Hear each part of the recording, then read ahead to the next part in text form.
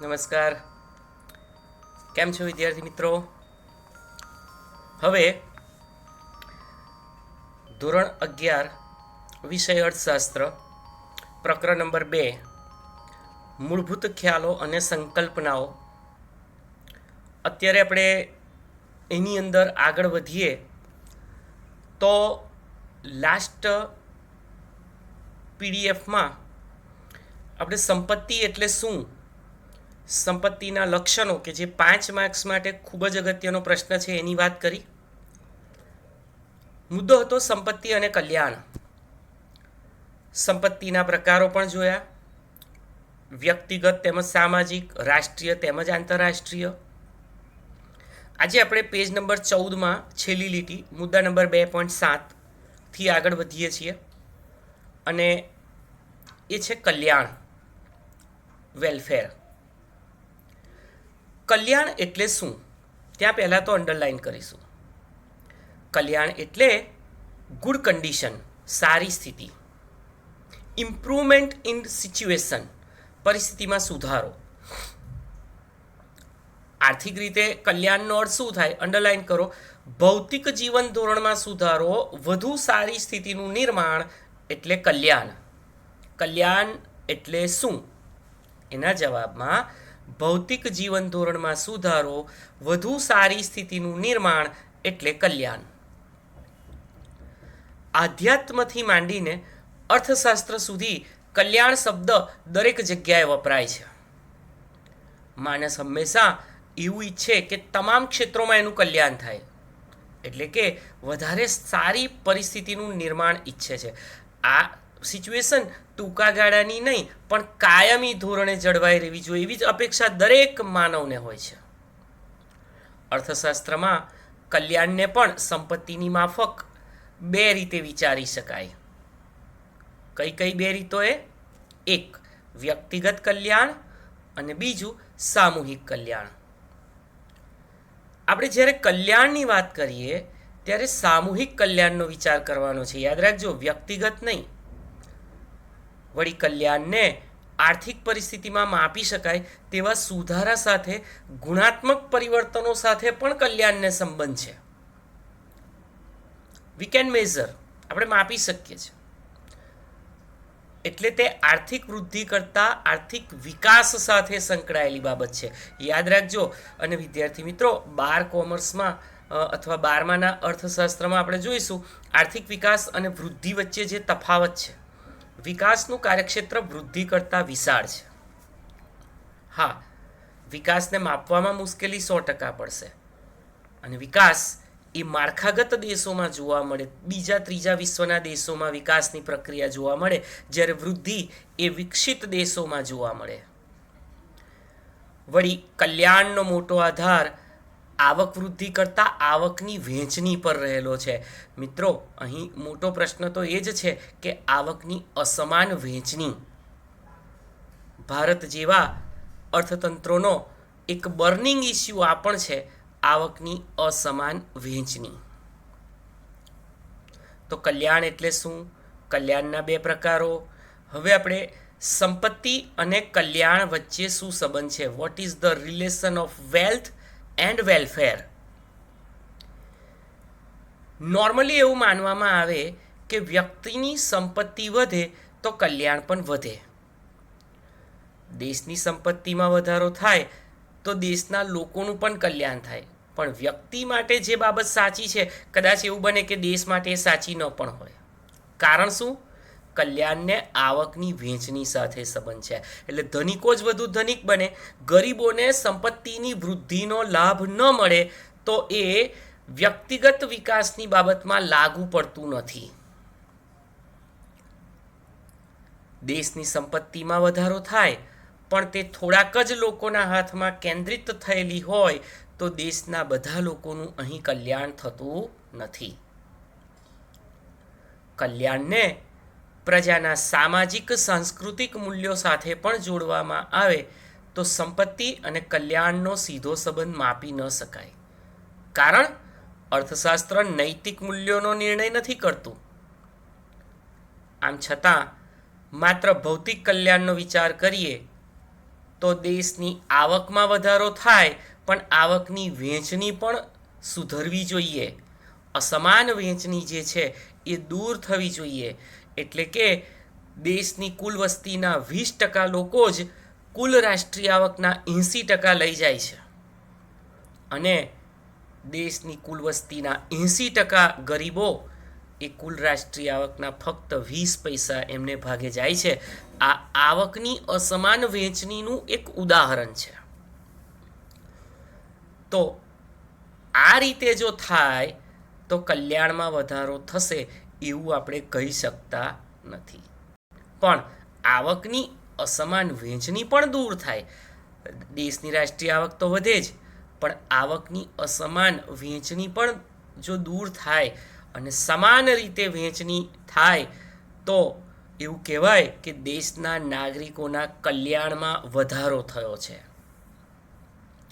તો આ પેરેગ્રાફમાંથી આપણે કલ્યાણ એટલે શું, કલ્યાણને અર્થશાસ્ત્રમાં કઈ બે રીતે વિચારાય, અને સંપત્તિ વધે તો કલ્યાણ વધે જ, અથવા તો સંપત્તિ વધે અને કલ્યાણ ન પણ વધે ડ્યુ ટુ આવકની અસમાન વહેંચણી.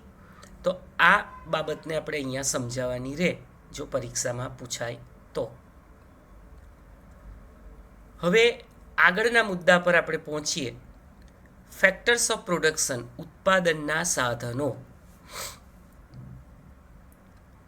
વિદ્યાર્થી મિત્રો, માણસ અમર્યાદિત જરૂરિયાતો ધરાવે છે.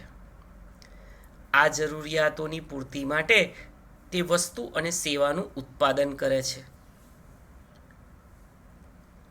અંડરલાઈન કરજો, માનવીની જરૂરિયાત સંતોષી શકે તે રીતે વસ્તુ કે સેવાને ઉપયોગી સ્વરૂપ આપવામાં આવે તે ઉત્પાદન છે. અને એનાથી હજુ સાદી રીતે કહેવું હોય તો ઉપયોગિતા ગુણનું સર્જન અથવા તુષ્ટિ ગુણનું સર્જન. તુષ્ટિ એટલે સંતોષ, ગુણ એટલે શક્તિ. વસ્તુમાં રહેલી સંતોષ આપવાની શક્તિને ઉમેરવામાં આવે એટલે ઉત્પાદન. દાખલા તરીકે લાકડાને ખુરશીના સ્વરૂપમાં બદલો તો એની ઉપયોગિતાનો ગુણ ઉમેરાઈ ગયો, તો એ શું થયું? ખુરશીનું ઉત્પાદન. અને તુષ્ટિગુણના સર્જનની પ્રક્રિયામાં જે કંઈ પણ મદદરૂપ થાય એ બધી જ બાબતોને સાધન કહેવાય. તમે લોકો તુષ્ટિગુણનું સર્જન BA માં પણ ભણી ગયા છો, વાણિજ્ય વ્યવસ્થામાં, પહેલા જ ચેપ્ટરમાં. સ્થળ બદલવાથી, સ્વરૂપ બદલવાથી, સમય બદલવાથી વસ્તુના તુષ્ટિગુણમાં અને ઉપયોગિતાના ગુણમાં વધારો થાય છે. એ પ્રક્રિયા ઉત્પાદનની પ્રક્રિયા છે. અને આ પ્રક્રિયામાં મદદ કરતી બાબતો એને ઉત્પાદનના સાધનો કહે છે.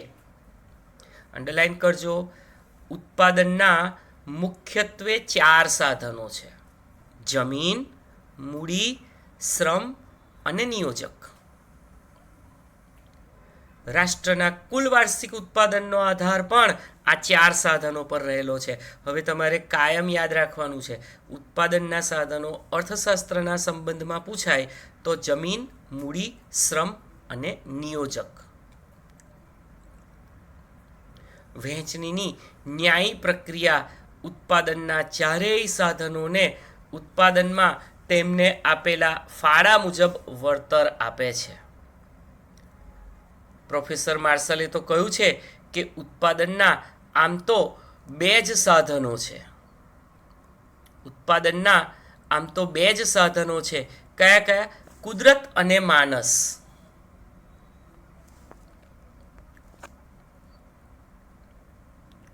અહીં સ્ક્રીન ઉપર તમે જોઈ શકો છો 5 ગુણનો એક પ્રશ્ન, ઉત્પાદનના 4 સાધનોનો પરિચય.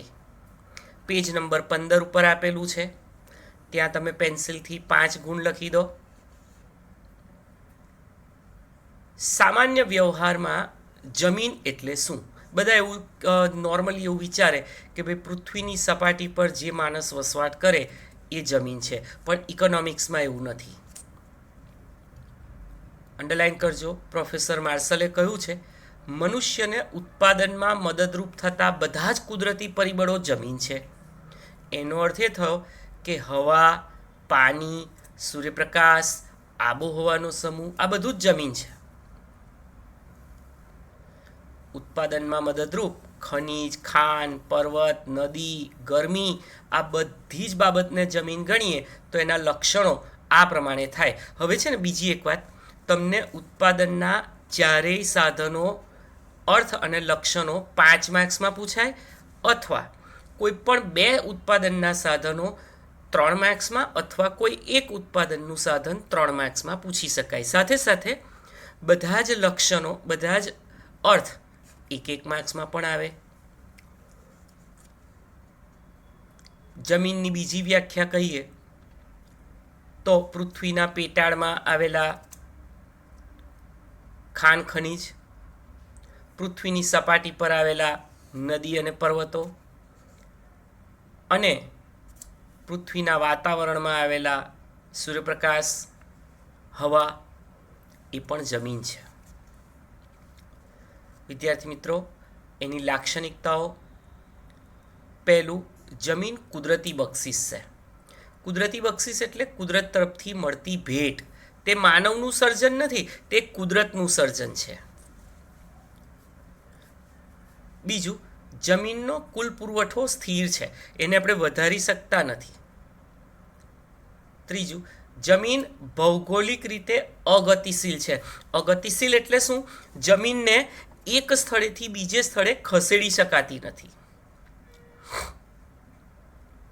ચોથું, તેની ફળદ્રુપતા જુદી જુદી હોય છે. તમે જુઓ, ચરોતરની જમીનમાં તમાકુનું ઉત્પાદન સારું થાય, વલસાડમાં કેરી, ચીકુ જેવા ફળોનું ઉત્પાદન સારું થાય. દરેક વિસ્તારમાં, કાનમ વિસ્તારમાં ઘઉંનું ઉત્પાદન સારું થાય. તો એની ફળદ્રુપતા અલગ અલગ હોય છે. અને પાંચમું અને મોસ્ટ ઇમ્પોર્ટન્ટ લક્ષણ અંડરલાઈન કરજો, ભૂમિ એટલે કે જમીનને વળતર સ્વરૂપે ભાડું ચૂકવાય છે. જમીનને વળતર સ્વરૂપે ભાડું ચૂકવાય છે. ચલો, ઉત્પાદનનું બીજું સાધન શ્રમ. 1 માર્ક્સ લખી દો. અન્ય વ્યક્તિની દેખરેખ હેઠળ કે સૂચના મુજબ વળતરની અપેક્ષાએ થતું માનસિક કે શારીરિક કાર્ય એટલે શ્રમ. અને આ શ્રમ કરનાર એ શ્રમિક છે. ઘણા અર્થશાસ્ત્રીઓ માને છે કે ઉત્પાદનના તો 2 જ સાધન છે. હમણાં જ આપણે આગળ વાત કરી, કુદરતી પરિબળ અને માનવી એટલે કે શ્રમ. તો ઉત્પાદનના અગત્યના સાધન તરીકે શ્રમના લક્ષણો કયા કયા? પહેલું, શ્રમ અને શ્રમિક અવિભાજ્ય છે. એટલે શું? મિત્રો, હું સમજાવું છું, તમારે પરીક્ષામાં આ લક્ષણો સમજાવવાના નથી, ફક્ત ડેશ વાઇઝ લખવાના છે વાક્ય રચનામાં. શ્રમ અને શ્રમિક અવિભાજ્ય છે. અવિભાજ્ય એટલે એને છૂટા ન પાડી શકાય. કોઈ શ્રમિક એવું ન કહી શકે કે હું ઘરે રહું છું, મારા શ્રમને ખેતરમાં મોકલું છું શ્રમ કરવા. એવું ના હોય. શ્રમ કરવો હોય તો શ્રમિકે જાતે કામના સ્થળે જવું પડે, એટલે અવિભાજ્ય. બીજું, શ્રમ નાશવંત છે, એટલે કે એનો લાંબા સમયગાળા સુધી સંગ્રહ ના કરી શકાય. ત્રીજું, સામાજિક માનસિક કારણો એ ગતિશીલતાને અસર કરે છે. દાખલા તરીકે, શ્રમની ગતિશીલતા છે, પણ સપોઝ કોઈ વ્યક્તિને ગુજરાત છોડીને મહારાષ્ટ્રમાં કામ ધંધો શોધવા માટે જવું છે, નોકરી કરવા જવું છે, પણ કેટલાય સામાજિક પરિબળો એને અવરોધે છે, અને એટલે જ એ પોતાના વતનમાં રહે છે, બીજી જગ્યાએ કમાણી માટે જતો નથી. ચોથું, દરેક શ્રમિકની કાર્યક્ષમતા જુદી જુદી હોઈ શકે. બધાની કાર્યક્ષમતા એક સરખી ન હોય. કોઈ કાર્યદક્ષ રીતે કામ કરે, કોઈ નબળી કાર્યક્ષમતા ધરાવતું હોય, અલગ અલગ. પાંચમું, શ્રમના પુરવઠાનો આધાર વસ્તી પર છે. વિદ્યાર્થી મિત્રો, વસ્તી વધે તો શ્રમનો પુરવઠો પણ વધે. અને છેલ્લું, ત્યાં લીટી દોર રાખજો, શ્રમને ચૂકવાતા વળતરને વેતન કહે છે. પગાર, મજૂરી, દરમાયો, વેતન આ બધું શ્રમનું વળતર છે. તો આપણે ઉત્પાદનના 2 સાધનોની વાત કરી, ભૂમિ એટલે કે જમીન અને શ્રમ. ત્રીજું સાધન મૂડી. આધુનિક ઉત્પાદનની પ્રક્રિયામાં સૌથી અગત્યનું સાધન એટલે મૂડી. શ્રમ અને જમીન એ તો કુદરતનું સર્જન છે ભાઈ, જ્યારે મૂડી એ માનવ સર્જિત ઉત્પાદનનું સાધન છે. ત્યાં લીટી દોરો, MCQમાં પૂછાય છે ઉત્પાદનનું માનવ સર્જિત સાધન કયું? મૂડી. મૂડી એટલે એવી તમામ ભૌતિક વસ્તુઓ કે જે ઉત્પાદનમાં મદદરૂપ થાય. યાદ રાખજો, ફક્ત રૂપિયા, નાણાં, પૈસા એ જ મૂડી નથી. મૂડી એ એવી ભૌતિક વસ્તુ છે જેનું ઉત્પાદન થયું છે અને હવે એ ઉત્પાદનમાં મદદ કરે છે. જેમ કે ટ્રેક્ટરનું ઉત્પાદન થયું, પણ ટ્રેક્ટર હવે ખેતીમાં મદદરૂપ થાય છે, એટલે ટ્રેક્ટર મૂડી ગણાય. મૂડી અને સંપત્તિ વચ્ચે પણ તફાવત છે, કારણ સંપત્તિ પણ ભૌતિક હોય છે, પણ બધી સંપત્તિ ઉત્પાદન પ્રક્રિયામાં સામેલ થતી નથી. યાદ રાખજો, જમીન એ સંપત્તિ છે, પણ જમીન એ મૂડી ન ગણાય, ભલે એના પર કૃષિ કરીએ છીએ, ખેતી કરીએ છીએ, કારણ કે જમીન એ તો કુદરતી સંપત્તિ છે, જ્યારે મૂડી એ માનવ સર્જિત છે. તો તમે ઉત્પાદનની પ્રક્રિયામાં જે કંઈ પણ ઉપયોગમાં લો છો એવા યંત્રો એ મૂડી છે, કારખાનાનું મકાન એ મૂડી છે, કાચો માલ એ મૂડી છે, અર્ધ તૈયાર તૈયાર માલ એ પણ મૂડી છે. આ મૂડીના લક્ષણો શું? પહેલું, હમણાં જ કહ્યું, તે ઉત્પાદનનું માનવ સર્જિત સાધન છે, એ કુદરતી નથી. સૌથી ગતિશીલ સાધન, સૌથી વધુ ગતિશીલતા, કારણ કે તમે મૂડીને એક જગ્યાએથી બીજી જગ્યાએ લઈ જઈ શકો છો, એટલે ગતિશીલ છે. ત્રીજું, અછત ધરાવતું સાધન. જો મૂડીની અછત ન હોય ને તો આર્થિક સમસ્યાઓ જ ઊભી ના થાય, એટલે તે અછત ધરાવતું સાધન છે. અને ચોથું અને અગત્યનું, ત્યાં 1 માર્ક્સ લખી રાખજો, વળતર સ્વરૂપે વ્યાજ મળે છે. મૂડીને વળતર સ્વરૂપે વ્યાજ મળે છે. તો આ થયું મૂડી, ઉત્પાદનનું ત્રીજું સાધન. હવે આ 5 માર્ક્સના પ્રશ્નમાં છેલ્લું સાધન એટલે નિયોજક. ઉપરના જે આપણે 3 સાધનો જોયા, એ ત્રણેય સાધનોનું સંયોજન કરનાર, ભેગા કરનાર વ્યક્તિને નિયોજક કહે છે. જો કે વ્યવસ્થાપક અને નિયોજક વચ્ચે તફાવત છે. વ્યવસ્થાપક એટલે manager, who manage all the matters regarding the factory premises. વ્યવસ્થાપકને તો વેતન મળે છે, એ તો કર્મચારી છે, મેનેજર છે, જે સાધનોની વ્યવસ્થા કરે છે. જ્યારે નિયોજક એટલે એન્ટરપ્રેન્યોર, તે સ્વતંત્રપણે જોખમ ઉઠાવે છે. તેનું વળતર નિશ્ચિત નથી ભાઈ. તમે જુઓ, જમીનનું ભાડું નક્કી હોય, શ્રમનું વેતન નક્કી હોય, મૂડી પર વ્યાજ પણ નક્કી હોય, પણ નિયોજન શક્તિને વળતર નક્કી નથી હોતું કે ભાઈ વર્ષને અંતે તને આટલો નફો મળશે જ, એવું એડવાન્સમાં આપણે કહી શકતા નથી. જમીન, મૂડી, શ્રમ આ બધાનું સંયોજન કરી ઉત્પાદન પ્રક્રિયા યોજીને આવક મેળવવાનો અહીં પ્રયત્ન થાય છે. નિયોજક ઉત્પાદનના ત્રણેય સાધનને નિશ્ચિત વળતર આપે છે, પણ એનું પોતાનું વળતર નક્કી નથી. તમે જુઓ, જમીનને ભાડું આપે છે કોણ? નિયોજક. શ્રમને વેતન આપે છે અને મૂડીને વ્યાજ આપે છે, પણ એનું પોતાનું વળતર એ નક્કી નથી. એની લાક્ષણિકતાઓ જોઈએ તો પહેલું, તે આર્થિક નિર્ણયો કરે છે. આર્થિક નિર્ણયો એટલે શું? અર્થ ઉપાર્જનના નિર્ણયો. ઉત્પાદન કરવું, કેટલું કરવું, કયા સાધનો લેવા, કેટલું વળતર ચૂકવવું, કયા સમયે કરવું, બધી જ બાબતો એ નિર્ણયો લે છે. તે જોખમ ઉઠાવે છે. હી ઓર સી ઇઝ રિસ્ક ટેકર. કારણ કે વળતર તો નક્કી નથી. ઉત્પાદનની પ્રક્રિયા ચાલુ કરશે પણ નફો થશે જ એવું કોઈ કન્ફર્મેશન નથી, એટલે તે જોખમ ઉઠાવે છે. નિયોજન શક્તિ એ એક ગુણ છે, ક્વોલિટીઝ. કોઈ વ્યક્તિની નિયોજન શક્તિ એ ગુણ છે, એની ક્વોલિટી છે. અને ભલે અનિશ્ચિત છે પણ જે મળે છે ને એ વળતરને આપણે નફો કહીશું. ત્યાં અંડરલાઈન કરજો. નિયોજકને મળતું વળતર એટલે નફો. તો વિદ્યાર્થી મિત્રો, અહીં 5 માર્કનો આ એક પ્રશ્ન પૂરો થયો.